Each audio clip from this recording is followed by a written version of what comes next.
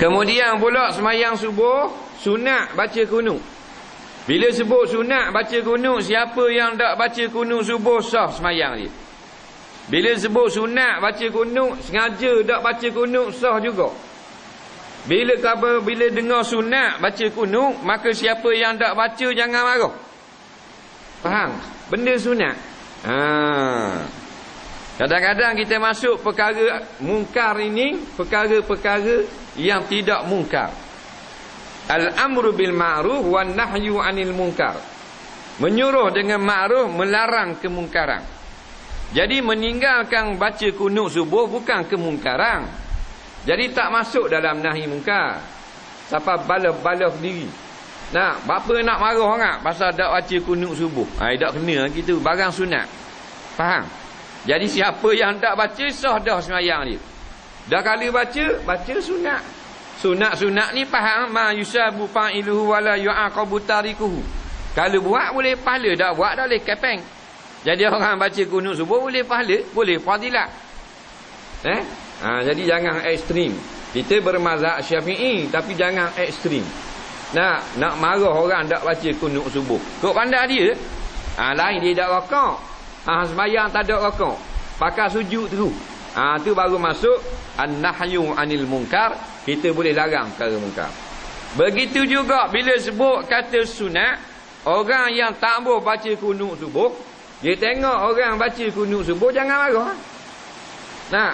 Ni ada satu golongan baru nak marah kunut subuh. Faham? Buat kitab, buat buku, buat artikel dak padang dengan serbang. Tengok serbang serung. Tengok punya tempat pengajian Morocco, Mesir, Madinah. Dah nak cara nak marah orang kunut subuh. Bodoh sungguh. Faham? Orang selesai 1200 tahun kunut subuh. Imam Syafi'i dengan Imam Hanbali. Faham? 1200 tahun dah selesai antara imam mujtahid. Barang sunat. Faham? Mazhab Syafi'i kata sunat ab'ad. Tak ada masalah. Mari dia tak boleh baca pula. Bid'ah dalalah. Dia. Bid'ah dalalah. Faham? Kalau di Mekah ada ekstrim. Orang sini panggil Wahabi. Faham? Golongan Wahabi. Orang dulu-dulu panggil kaum muda. Muda remaja. Faham? Marah orang baca kunut. Dia kalau orang mazhab Hanbali, dia tak baca kunut. Faham? Tetapi bila dia tengok orang baca kunut, dia tak marah. Pasal dia faham benda khilafiyah. Tu Hanbali. Beza Hanbali dengan Wahabi bodoh ni. Beza Hanbali dengan Wahabi bodoh ni. Beza Hanbali dengan Wahabi bodoh ni. Wahabi bodoh ni. Wahabi bodoh ni. Wahabi bodoh ni. Wahabi bodoh ni. Wahabi bodoh ni. Wahabi bodoh ni. Wahabi bodoh ni. Wahabi bodoh ni. Wahabi bodoh ni. Wahabi bodoh ni. Wahabi bodoh ni. Dia tengok orang tak baca kunut dia marah. Orang baca kunut dia marah. Faham? Tu beza. Hanbali tak baca kunut, Wahabi tak baca kunut. Tapi orang Hanbali tengok orang Syafi'i baca kunut, dia tak marah. Pasal tahu dah benda tu sunat sisi mazhab Syafi'i. Tu Hanbali. Wahabi ni kini tengok orang baca kunut, susah. Kalau nak berani nak kepak kepala kita, buat bunyi bid'ah dalalah lah, begitulah Nabi tak baca. Tu kenal tu Wahabi tu. Faham? Bahaya. Ada seorang kawan kita, dia baca kunut dalam satu surah dalam perjalanan menuju ke Madinah. Dia berhenti tengah jalan, tepat lupa dah nama. Faham? Ada satu masjid kecil Jadi agak-agak Madinah ni tengok baca kunut, dia lapar belang semayang. Tengah semayang dia lepas. Serpang jatuh. Faham? Mana kurang hajar Wahabi ni, jahat. Macam ke tentera Amerika kau jahat. Mana kurang hajar Wahabi ni, jahat. Macam ke tentera Amerika kau jahat. Mana kurang hajar Wahabi ni, jahat. Macam ke tentera Amerika kau jahat. Ada pula orang tengah semayang dia lepas kepala. Nampak? Tu nak kenal Wahabi jahat tak jahat. Duk sibuk bid'ah kepala otakmu. Bid'ah kepala otakmu. Bid'ah kepala otakmu. Bid'ah kepala otakmu. Bid'ah kepala otakmu. Bid'ah kepala otakmu. Bid'ah kepala otakmu. Bid'ah kepala otakmu. Tak baca kitab.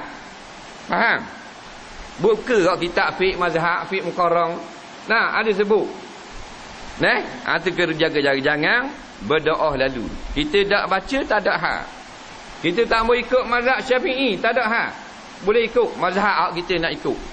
Jaraknya adalah jangan kita bermain-main. Nak ikut kejap sini, kejap situ. Tapi kita kena hormat. Macam kita tak? Kita semayang, kita tak duduk macam tahiyat akhir, tahiyat awal kita duduk tahiyat akhir lah, tawaruk. Tapi kita tengok orang mazhab lain duduk macam tahiyat awal, tak ada hak. Faham? Sebab kita faham tu mazhab Hanafi, mazhab Hanbali. Sunat duduk gitu. Jadi tak ada balah. Tak usah susah hati. Faham? Dia something Wahabi. Dia something Wahabi. Dia something Wahabi. Nampak? Dia nak kenal dia senang Dia cara benda khilafiyah. Cara bak Saidina, cara tu. Dia cara sibuk bak talqin, boleh kenal tu, Wahabi bodoh tu. Dia cara bak ngaji Quran, bak tahlil, bak ratik, faham? Benda baca Barzanji, hak benda-benda remeh-temeh. Faham? Kunut subuh boleh kecang, boleh kenal. Kalau hak benda ijma' ulama' haram, tak cara. Tak cara tu. Nampak? Macam di Perlis Perlis sibuk kali buat keluar fatwa. Bid'ah mengaji atas kubur. Bid'ah baca talqin. Habis ustaz sarah. Tapi awet pakai 2 poin tak terbit fatwa. Faham? Tu boleh kenal tu. Macam di Arab Saudi Dia sibuk kita maknanya tasawuf ni sesak lah, tak betul lah, tak ada nah lah apalah. Tapi dia benarkan sekarang mereka duduk di Mekah. Duduk di Madinah, duduk di Jeddah, keliling tanah haram tu askar mereka. Padahal Nabi kata dah la dinani fi jaziratil Arab. Tidak boleh ada orang kafir masuk semenanjung Arab. Semenanjung Arab ni start pada Sinai sampai ke hujung tanah Yaman. Tapi ulama-ulama Wahabiyah sibuk bab kunut ni, dia mendiamkan, tak berani nak tegur, nak kata haram. Pasal apa? Inilah ulama yang cari makan sebenarnya. Nampak? Sebab tu dia tengok ulama-ulama Wahabi. Hak ada di Malaysia pun lalah akhirnya dah lubang cari makan juga. Kita malah nak sebut nama pakai serban, pakai jubah. Orang lain dah ikut sunnah, dia ikut sunnah. Ikut mazhab dah ikut sunnah. Ikut hadis ikut sunnah. Patut orang ambil dia kerja jawab jawatan kerajaan. Pakai tas, pakai sokok pula. Tak ada dah serban jubah. Dia juga sunnah. Faham tak? Jadi kena ke dia sama. Kitab-kitab pondok ni dia kata tak oleh. Kitab lama. Banyak tak betul ejaan. Jadi susah ke kitab lama. Dah mudah mengaji kitab lama. Sudah ngajar dalam TV. Kokak. Sebab itulah akhirnya terbongkar jenis cari makan. Tak ikhlas dalam mengajar ilmu agama.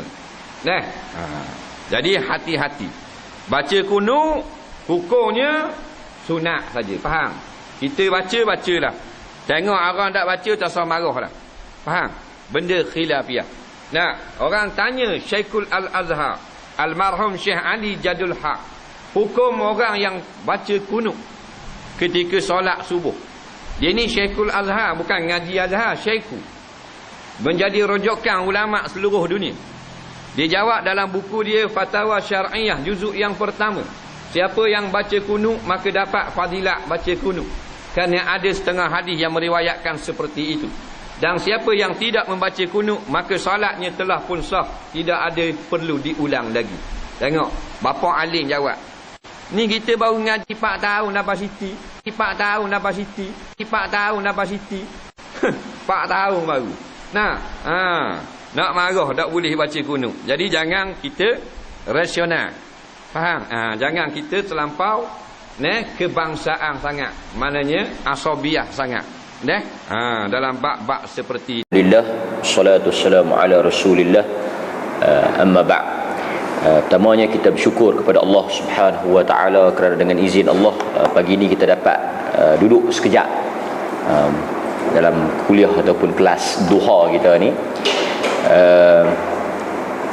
Pagi ni kita cuba nak ambil satu buku yang saya rasa baik jugalah, sebab buku ni dia cuba nak menjelaskan tentang beberapa perkara yang selalu dikaitkan dengan satu fahaman yang dinamakan dengan Wahabi.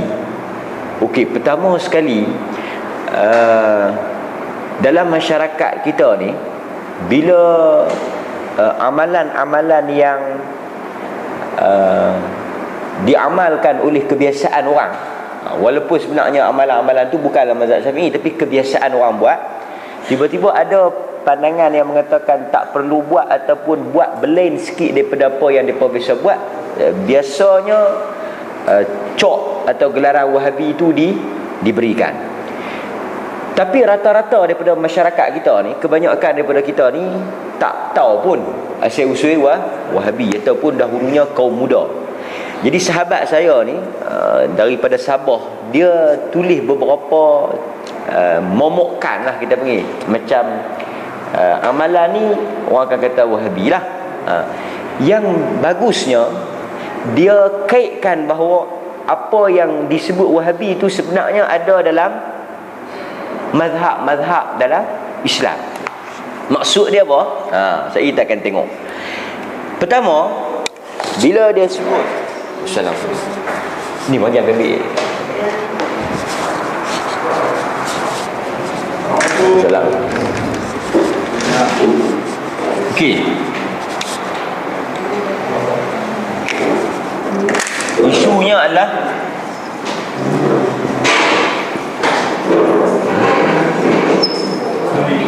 Wahabi lah.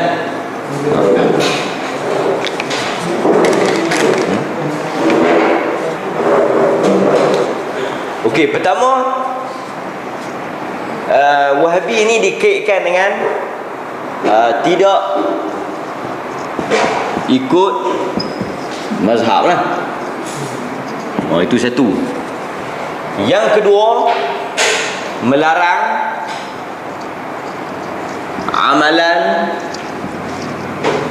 amalan mazhab Syafi'i lah. Okey. Ketiga, membawa amalan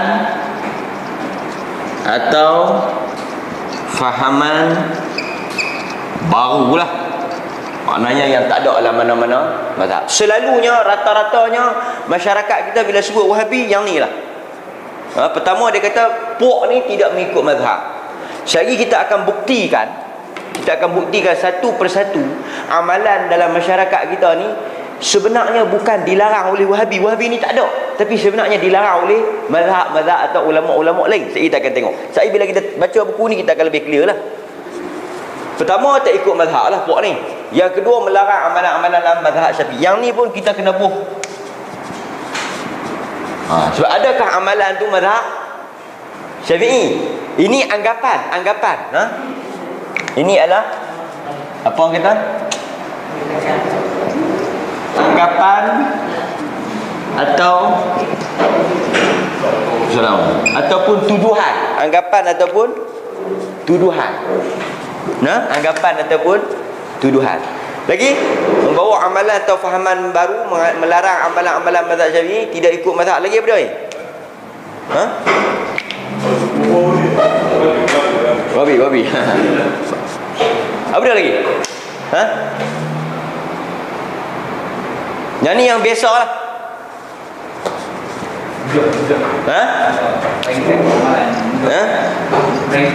Amalan yang mudah dan ringkas. Maknanya mati pun mudah, semayang pun mudah, apa semua mudah. Salam. Lagi? Orang nak Wahabi ni pecah belah. Memecah belah. Okey, kita akan fahaman yang memecah belah masyarakat. Okey. Itu kita kena tak satu tu maknanya. Membid'ahkan amalan. Ni bagi Ustaz. Membid'ahkan amalan. Amalan apa? Dia berkata membid'ahkan amalan kebiasaan. Kebiasaan yang ni yang depa fahamnya kebiasaan ni maknanya mazhab Syafi'i lah. Okey. Saya rasa yang tu yang besar. Bila sebut Wahabi, kita bukan nak mempertahankan Wahabi. Kita pun tak pernah mengaku kita Wahabi. Wahabi ni bukan satu mazhab. Wahabi ni tak tahu apa. Kita tak tahu pada Wahabi. Cuma bila disebut Wahabi, orang-orang yang ciri-ciri Wahabi membid'ahkan amalan kebiasaan. Yang mereka panggil kebiasaan itulah mazhab. Amalan yang mereka biasa buat itu, mereka kata Syafi'i lah. Okey, satu. Saya tak akan buktikan bahawa apa yang mereka kata tu salah. Nombor dua, tidak mengikut mazhab. Maknanya Wahabi ni jenis tak ada mazhab. Wahabi ni jenis tak ada mazhab. Apa bukti tak ada mazhab? Syak mereka ikut mazhab ni, syak mereka ikut mazhab ni. Okey, saya tak akan jawab satu persatu ni.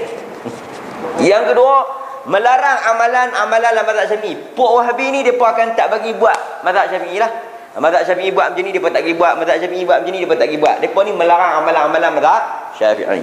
Yang ketiga, mereka membawa amalan atau pahaman baru. Orang duk biasa buat macam ni, mereka buat lagu lain. Orang duk biasa baca macam ni, mereka baca lagu lain. Orang duk biasa faham macam ni, mereka faham lagu lain. Okay. Yang keempat, amalan yang mudah dan ringkas.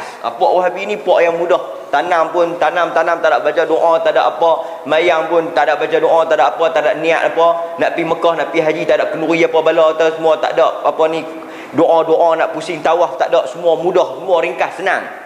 Okey. Beranak pun tak ada apa ni semua, tak ada apa doa apa kebala apa semua, azan pun tak ada. Pahaman yang memecah belahkan masyarakat itu, depa ni bila depa akan menyebabkan masyarakat yang aman damai itu berpecah belah. Kita akan cuba untuk nak bagi clear benda-benda ni bukan pada depa. Depa tu tak boleh nak buat apa dah, tak boleh nak buat betul dah. Jahanam dah. Cuma kita ni yang dituduh mesti bangun untuk menjawab. Dan sekurang-kurangnya yang dituduh ni pun kadang-kadang dia pun tak faham. Dia pun duk kata, memang kami bukan ikut mazhab Syafi'i, hangpa ni duk ikut. Dia berlaku apabila orang yang dituduh tu sendiri mengiyakan apa yang dituduh. Mengiyakan apa yang dituduh ni makna orang duk anggap dia macam ni, dia pula pergi buat macam ni sungguh. Apa ni hangpa duk ikut Syafi'i ni? Yang ni benda-benda ni sebenarnya yang menyebabkan orang semakin